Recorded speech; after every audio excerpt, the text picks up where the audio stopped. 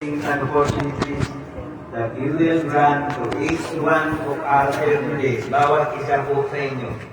Salamat din po sa nagdaang Pasko, celebration of the birth of your Son, Jesus Christ, na nagbigay sa amin ng kaligtasan sa buhay na walang nandyan, ibigay mo sa amin sa darating na panahon. Sa pagpasok ng bagong taon, hindi po namin alam kung ano ang naghihintay sa amin, ngunit umaasa po kami sa iyong grasya at pagmamahal, gagawin mo sa amin dahil sa aming pananampalataya ay Kristo at our relationship with Christ. Salamat sa iyong pangakong handa kayong magbigay sa amin kung aming hihilingin sa pangalan ng Kristo at subok na ito sa amin.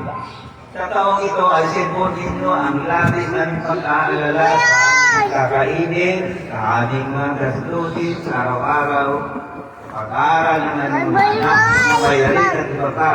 Burahin po ninyo ang mga walang katuturan pag-aalala.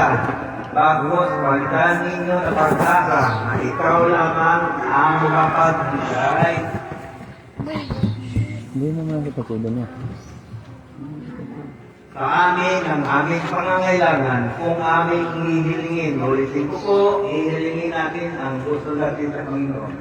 Salamat sa natang panahon, taon.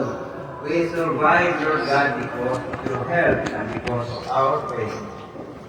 Sa mga nakikitaho sa buhay, we pray that you will grant your loving care and help us those in need, kahit sino pa man sila sa araw na ito. Ikaw na po ang humikot sa kanilang puso para maramdaman ang iyong pagmamahal. Salamat sa lahat ng biyaya at grasya binigay sa inyo sa amin as we look forward to a better 2026, to a better future for all of us. Lahat tayo magsabi ng in Jesus' name, Amen.